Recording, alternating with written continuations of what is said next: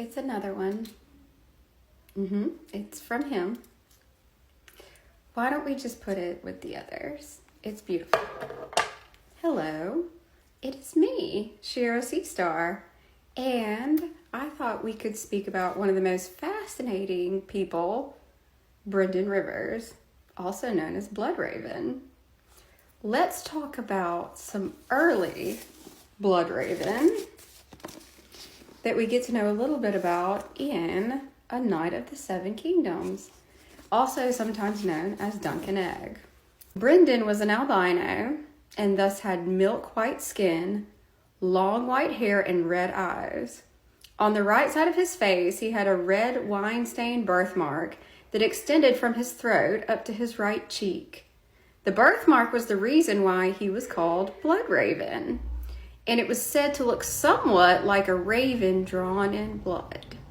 However, Sir Duncan the Tall thought the birthmark just a blotch.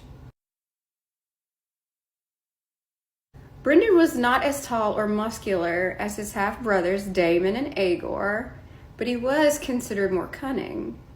A shade under 6 feet tall, Brendan was thin and gaunt. He had a grim, forbidding aspect and sharp, vaguely sinister features. He typically wore the colors of scarlet and smoke, a dark gray, mottled and streaked with black. For instance, one of his outfits included a scarlet tunic with black boots and a smoke-colored cloak. Because his skin was sensitive to light, Bloodraven usually went about cloaked and hooded.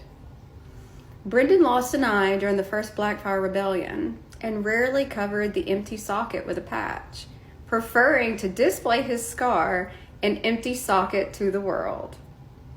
He wore his white hair straight into his shoulders, with the front brushed forward to cover his missing eye. Although Brendan carried the Valyrian steel longsword Dark Sister and was a good swordsman, he was also an expert bowman who preferred to use his tall weirwood longbow. Brendan was rumored to be a sinister sorcerer and spymaster, is rumored eye-assisted, who effectively ruled the kingdom with spies and spells as Lord Bloodraven. A popular riddle asked was, how many eyes does Lord Bloodraven have? 1,000 eyes and one. Very, very interesting character, and this is only the beginning.